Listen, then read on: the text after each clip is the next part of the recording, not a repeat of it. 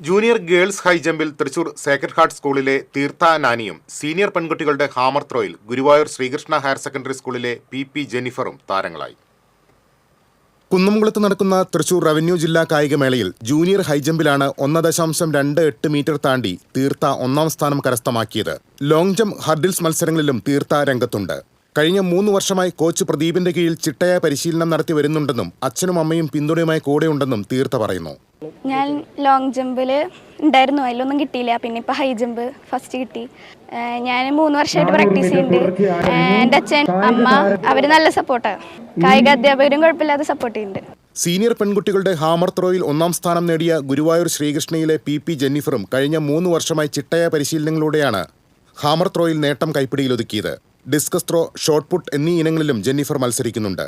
ശ്രീകൃഷ്ണയിൽ വന്നതോടുകൂടിയാണ് കായിക മേഖലയിൽ പുരോഗതി കൈവരിക്കാൻ സാധിച്ചതെന്ന് ജെന്നിഫർ പറഞ്ഞു. ഞാൻ ഹാമർ ത്രോ പരിശീലിച്ചു തുടങ്ങിയത് 3 വർഷമായി. ഞാൻ മുന്നേ വേറെ സ്കൂളിലായിരുന്നു. പിന്നെ ഇക്കൊല്ലാണ് ശ്രീകൃഷ്ണയ്ക്ക് വന്നത്. ശ്രീകൃഷ്ണയ്ക്ക് വന്നപ്പോൾ നല്ല ഇമ്പ്രൂവ്മെൻ്റ് ഒക്കെ ഉണ്ട്. നല്ല സപ്പോർട്ടാണ്, വീട്ടുകാരൊക്കെ നല്ല സപ്പോർട്ടാണ്. TCV news, Thrissur.